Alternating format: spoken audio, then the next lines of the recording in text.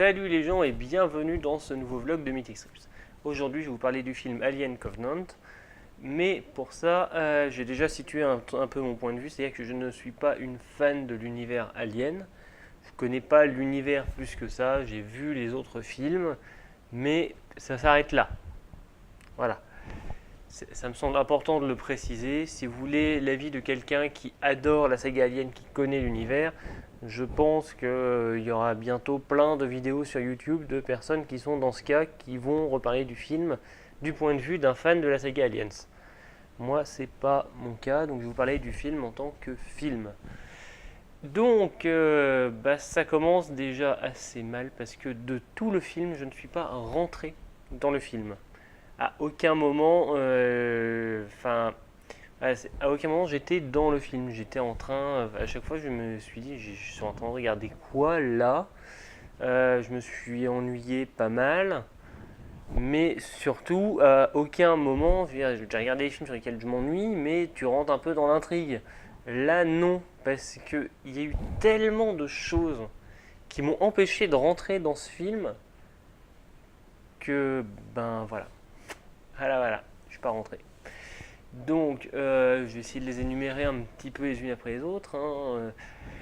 Déjà, j'ai commencé par la scène d'intro. Alors, oui, comme d'habitude, je vais essayer de faire avec le minimum de spoil.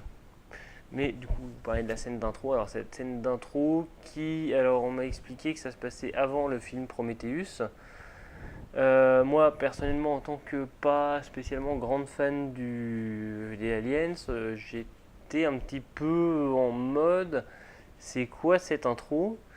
Et je dirais que même en m'expliquant d'où vient l'intro, qu'est-ce qu'elle fout dans ce film, qu'est-ce qu'elle apporte au film, j'ai toujours pas de réponse à ça, hein, très honnêtement.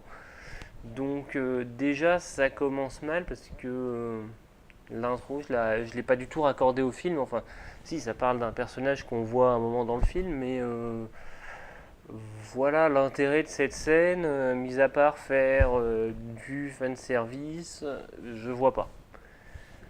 Donc, ensuite, un petit peu le pitch du film. Donc, on suit une mission de colonisation. Donc, on a un vaisseau qui est globalement autonome, hein, qui est géré pendant que l'équipage est en sommeil par un androïde, un cybernétique dont j'ai même oublié le nom. C'est pas très grave. Je suis tellement pas à mémoire des noms que voilà. Et, et donc, la mission se passe normalement. Et à un moment, cycle de recharge, donc il faut déployer les voiles solaires pour récupérer un petit peu d'énergie pour recharger les batteries du machin avant de les replier et de repartir.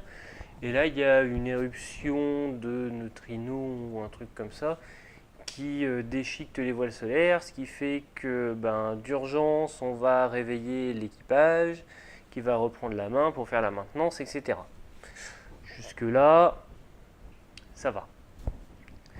Donc bon, cette partie-là se passe assez bien. Bon, c'est un petit peu l'urgence, on comprend bien ce qui se passe. Tout est plutôt cool jusqu'au moment où il commence à se dire qu'il faut faire des réparations externes. Et là, en fait, j'ai eu le premier truc qui m'a ressorti du film avec violence. C'est au début la scène de réparation en extérieur où il refixe une des voiles solaires. Tout se passe très bien, donc on voit la procédure, ils y vont, ils sont un peu à la déconne, mais on sent que c'est tendu, il y a une tension qui s'installe.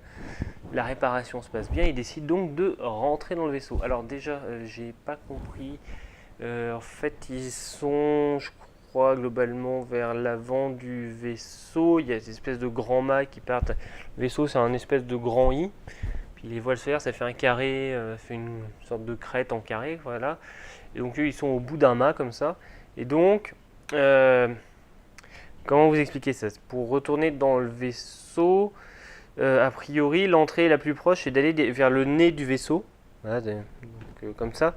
Et donc, ça veut dire que les ingénieurs n'ont pas pensé à mettre une trappe d'accès au pied des mâts, sachant que ce serait sûrement le truc qui aurait le plus de chances d'être à réparer.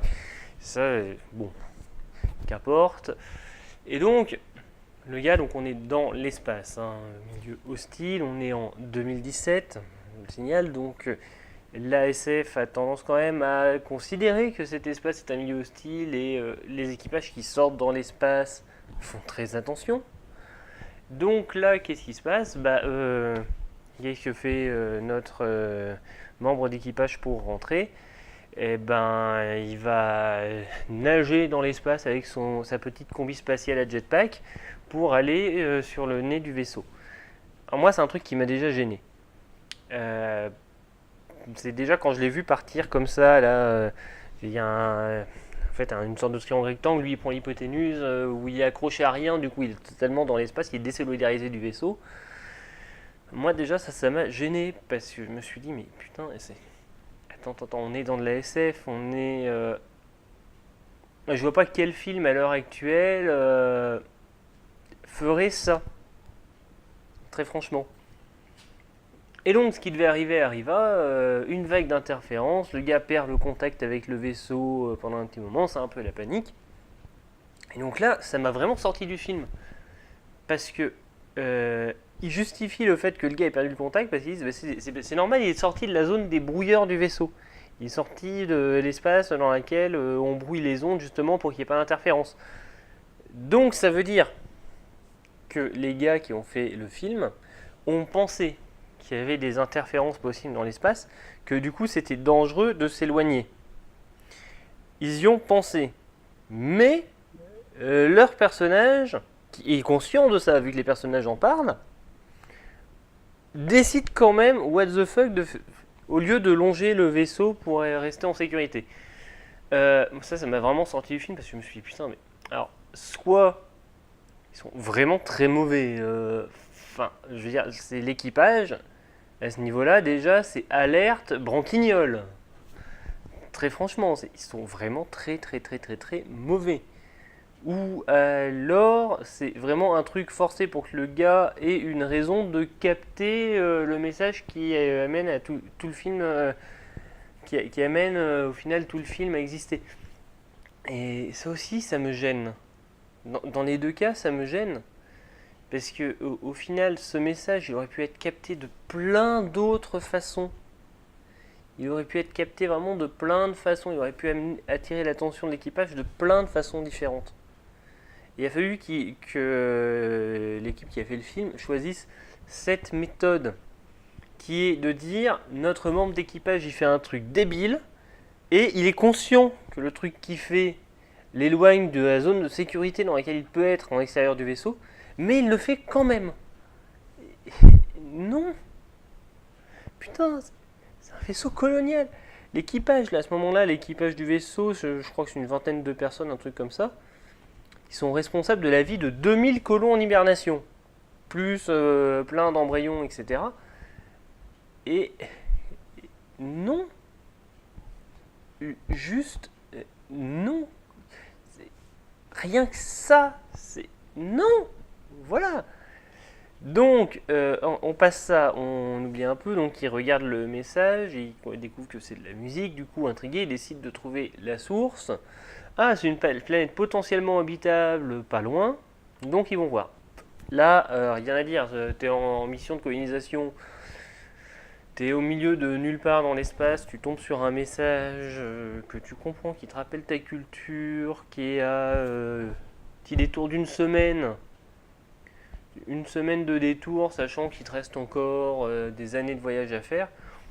Une semaine de retard pour regarder quelque chose qui peut attirer la curiosité, surtout que tu découvres qu'il y a une planète habitable pas loin, qui n'avait pas été,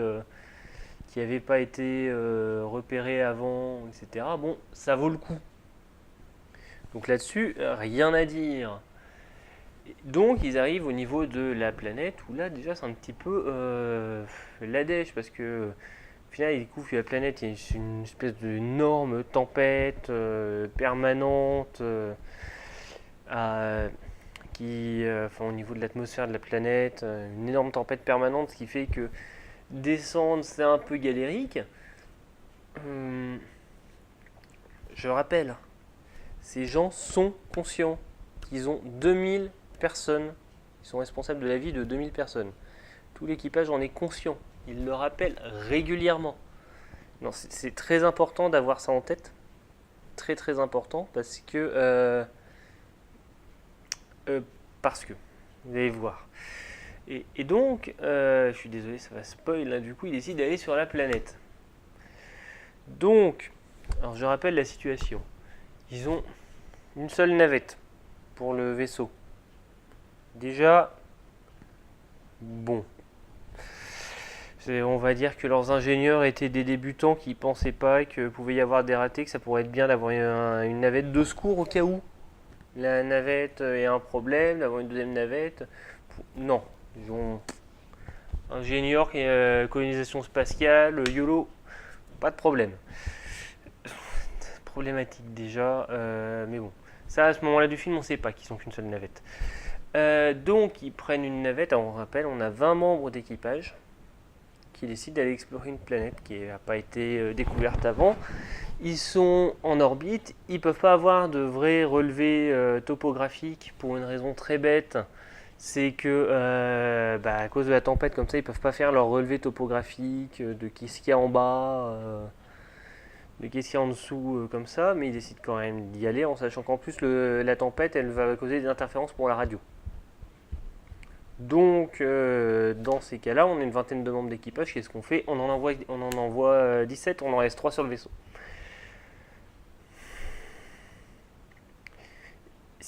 En fait, c'est un truc qui m'a vraiment gêné, c'est que tout le long, toutes les décisions de l'équipage, on a l'impression que c'est des neuneux.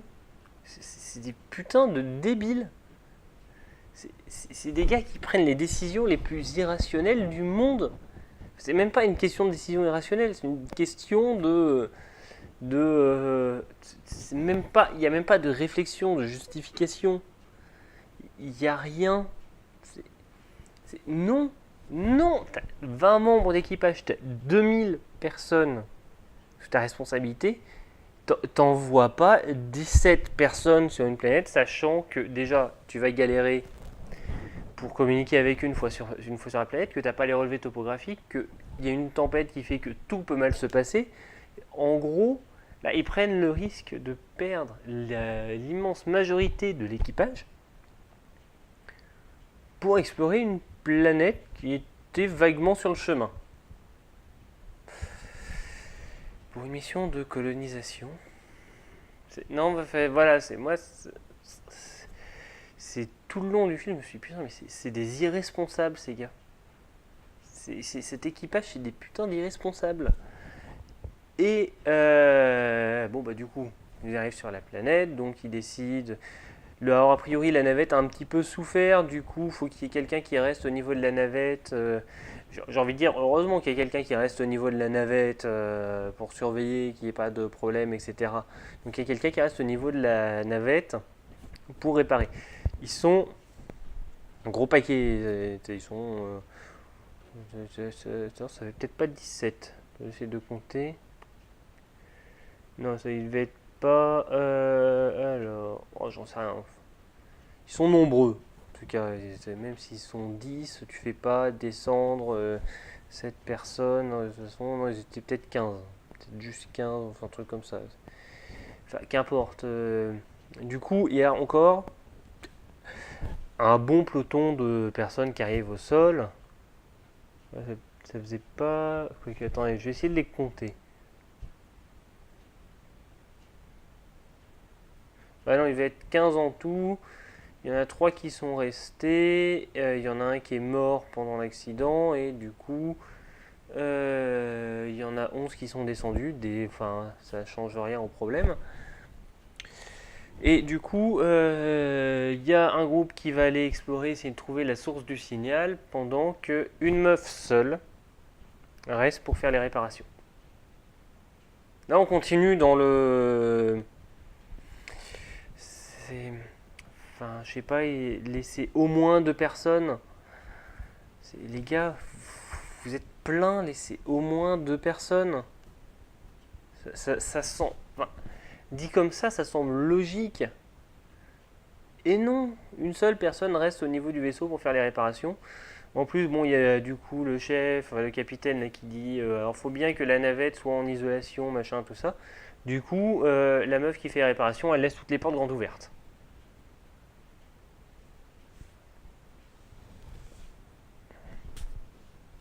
Enfin, pas mieux. Rien de plus à dire. Donc, ils vont faire. Du coup, on a un paquet d'une dizaine de personnes qui va crapahuter dans les montagnes. À un moment, il y a la biologiste qui s'arrête avec un autre membre d'équipage pour faire des relevés écologiques parce que la planète semble être quand même plutôt cool niveau habitabilité. Ils ont vu des traces d'agriculture, donc ouais, autant regarder. Hein, ça se trouve, on peut mettre la colonie ici. Ça évite de faire un voyage plus long, du coup risqué. Ça garde des réserves d'énergie pour le vaisseau.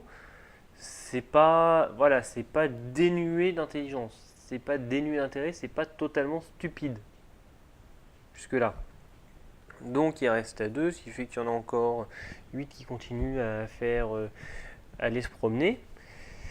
Et du coup, ils arrivent sur une espèce de vaisseau en croissant qu'on voyait dans Prometheus, où ils vont explorer et ils découvrent que c'est effectivement celui qui était dans Prometheus. Donc c'est à peu près à ce moment-là où un des deux qui était resté pour faire le relevé écologique tombe malade. Et du coup, on le ramène avec la collègue qui était avec lui, le ramène à la sick bay, enfin le ramène sur la navette. Hein. Donc elle prévient à la radio, ouais, il y a machin qui est malade, il se sent pas bien, on revient à la navette en urgence, machin, tout ça.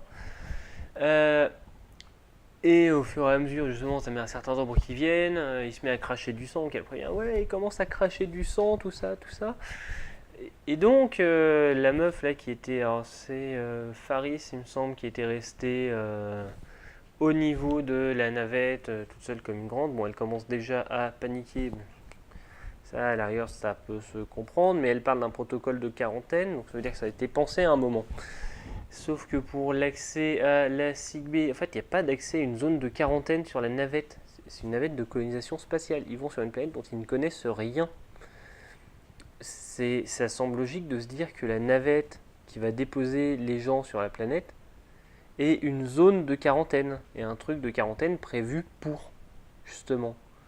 Et que l'équipage a été formé à l'éventualité d'un risque biologique. On rappelle, encore une fois, ils ont 2000 personnes à transporter en vie. Voilà, c'est important à garder ça en tête. Et donc du coup, ben non, l'accès à la zone médicale se fait par l'intérieur du vaisseau, tout ça. Donc donc c'est la Faris qui emmène les deux à la sick bay en disant touchez à rien, faut mettre des gants, faut mettre des gants.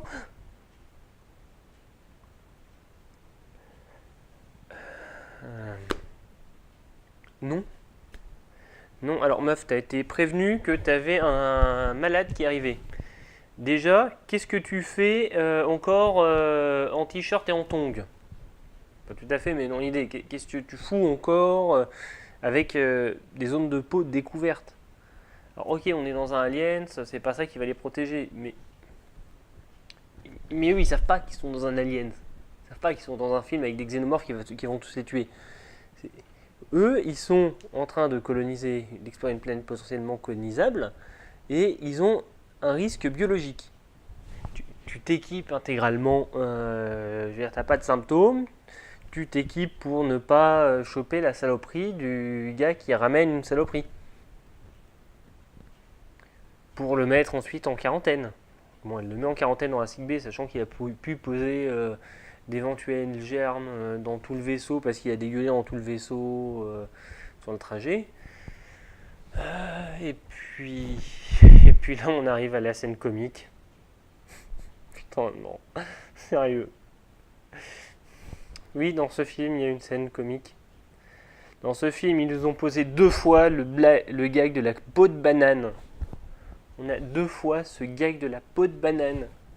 De quelqu'un qui glisse sur une... Enfin, pour le coup, c'est pas une peau de banane, c'est une flaque de sang. Et quelqu'un qui glisse sur une flaque de sang qui se pète la gueule. 2 fois. En même pas une minute.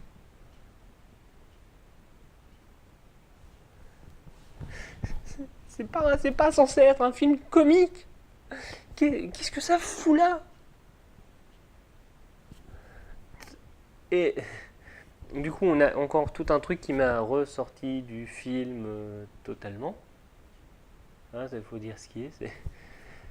Et ça aide pas parce que entre la meuf qui panique et qui fait faut mettre des gants, mais des gants, touche à rien, mais des gants.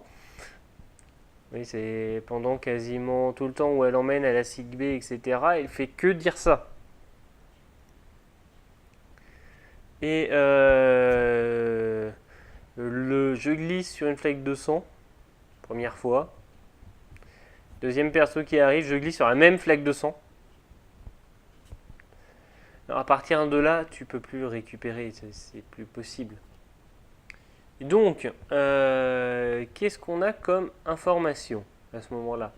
Enfin, du coup, c'est aussi à peu près le moment où le reste de l'équipage arrive, juste à temps pour voir la navette exploser. Et ils se font agresser dans les champs par deux xénomorphes parce qu'il y en a un autre qui avait été infecté dans le groupe qui était allé jusqu'au vaisseau des gros aliens là je sais plus comment on les appelle, mais ceux qui appartiennent à Prometheus sont vraiment une tête de demeuré, je ne vois pas comment le dire autrement. C'est pas possible. Enfin bon.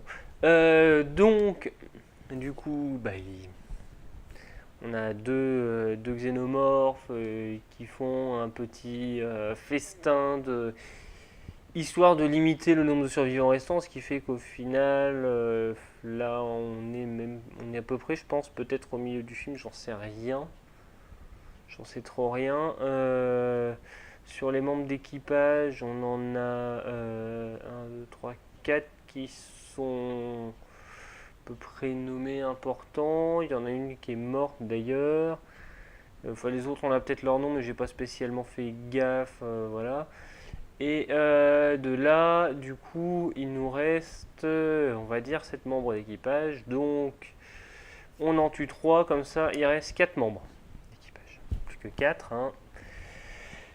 Et là, ils sont restés à 3 sur le vaisseau. Et puis là, du coup, on comprend forcément. Non, et en fait, c'est comme ça pendant tout le film.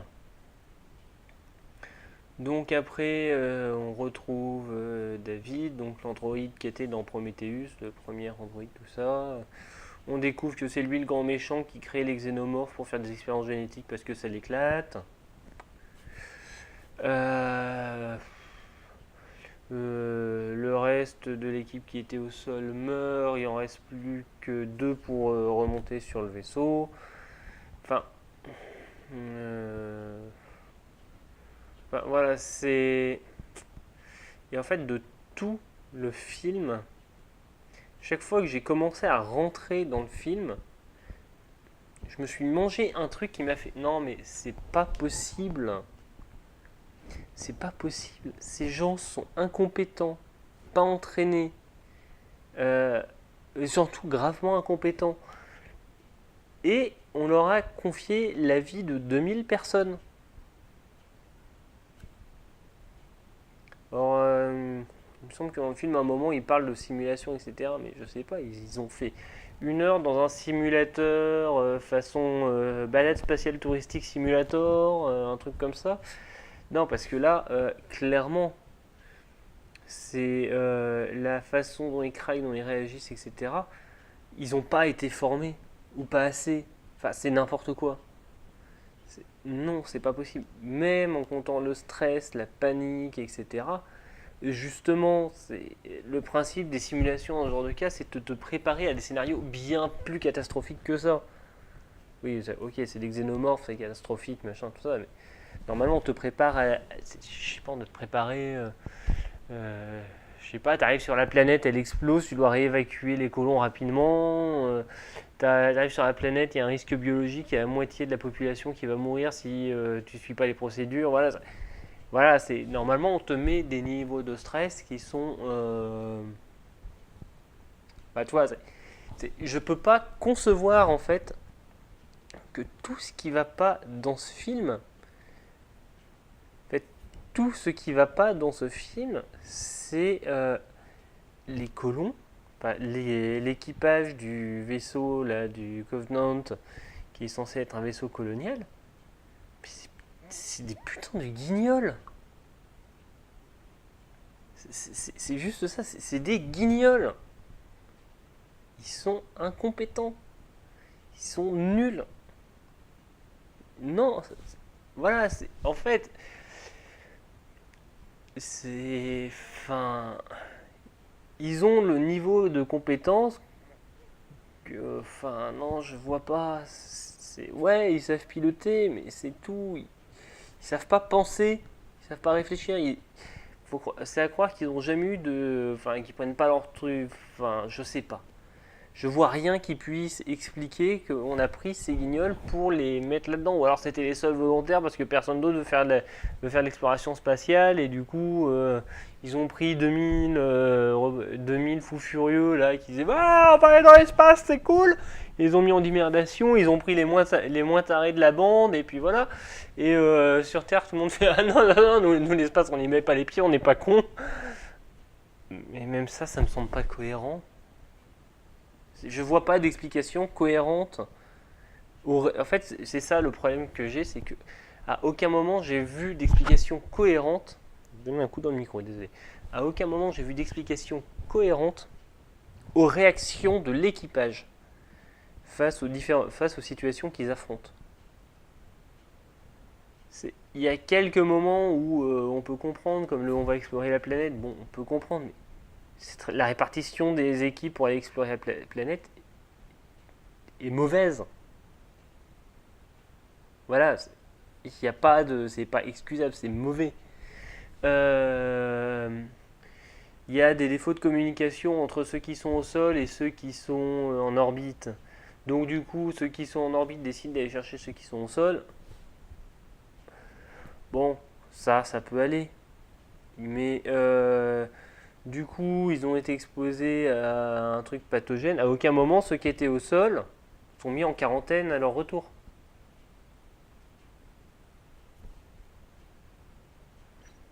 C'est plein de détails comme ça. Alors, je suis pas forcément très hard SF. Je ne demande pas à avoir un truc qui se tient absolument. Mais là, ça passe pas.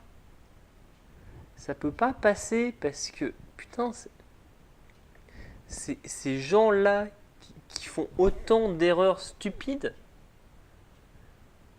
vraiment d'erreurs stupides, mais en mode à aucun moment, et même s'ils le rappellent régulièrement qu'ils ont 2000 colons, etc., à aucun moment dans le film, ils se comportent comme s'ils avaient la responsabilité de 2000 colons.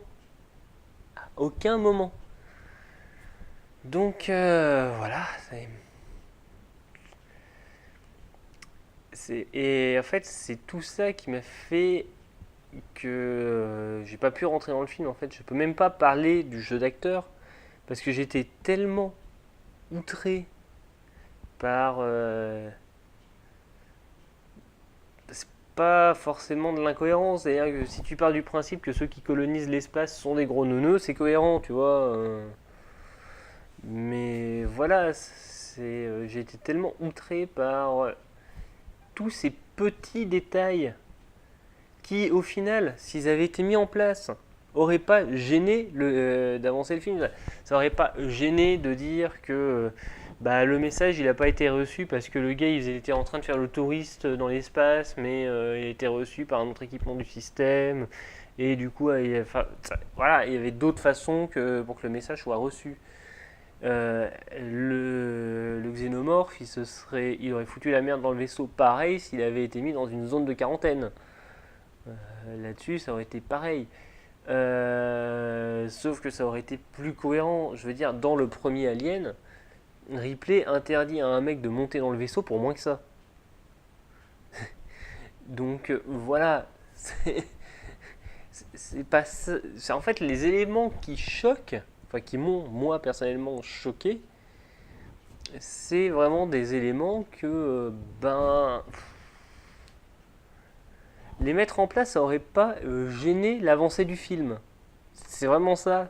C'est non, ces éléments ont été volontairement et à chaque fois en plus, à chaque fois qu'il y a un truc incohérent, les dialogues entre les personnages nous signalent que ouais non mais on a pensé à ça. Mais on a décidé que non. C'est vraiment ça. C'est-à-dire que à chaque fois qu'il y a un truc comme ça qui se passe, c'est oui, oui, oui, non, mais on sait ce que vous allez dire. On a pensé qu'on pouvait faire ça, mais on s'est dit que non parce que la flemme. Et non, non, c'est pas excusable. C'est encore, ils auraient pas, à aucun moment, ça aurait peut-être pu passer si à aucun moment ils avaient fait le coup de, oui, non, mais c'est pas, il a été brouillé parce qu'il est en dehors de la zone de protection contre les interférences. Ça aurait pu passer. Elle aurait pas, ailleurs, la meuf aurait pas fait le coup du mets des gants stériles, machin, tout ça. Sa réaction aurait pu passer. Mais non, à chaque fois qu'il y a un truc qui part en banane par l'incompétence de l'équipage, c'est souligné. C'est souligné en mode oui, oui, oui, non, mais on sait que c'est pas cohérent, que c'est totalement débile, etc. Mais on s'en fout. Et moi, non, ça passe pas. Ça, pour moi, ça, c'est pas passé. Et du coup, je peux pas vous parler du jeu d'acteur parce qu'à aucun moment j'ai été vraiment dans le film. J'étais totalement en mode mais merde, ils ont osé. Déjà, ils font cette erreur. Et là, juste au moment où tu te dis ils font cette erreur, il y a un membre d'équipage qui fait ouais, on a fait cette connerie et on s'en fout.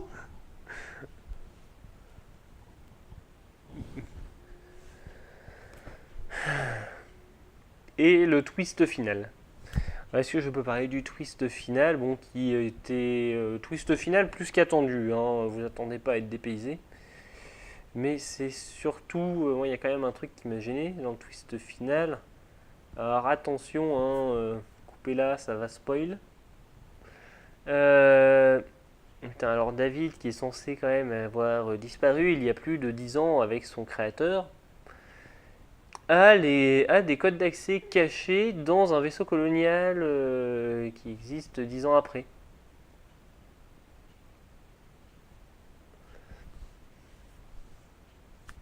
Non, non, non, non. Voilà. J'ai que ça à dire, non. Je sais pas. Voilà. Bon. Je vais m'arrêter là, donc je pense que vous avez compris, hein. Alien Covenant, c'est pas mon trip, hein. C'est Alien Covenant, j'ai pas passé un bon film. Pour moi, c'était pas du tout un bon film, mais c'était même un très très très très mauvais film, justement parce que tout ce qui va pas, c'est pas rattrapable. C'est ouais, c'est voilà.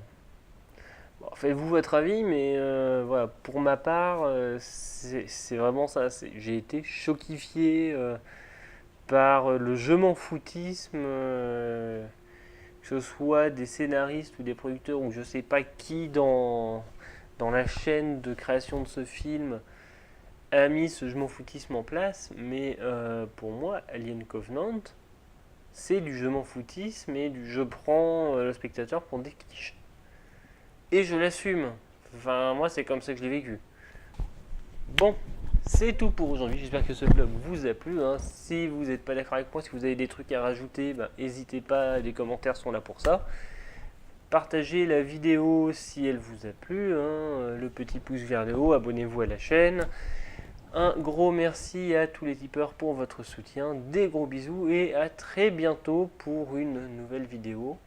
Alors, ça fait 2 vlogs d'affilée, mais il y a le Mythic Strips qui va être tourné jeudi. Voilà. Des bisous et à tout bientôt.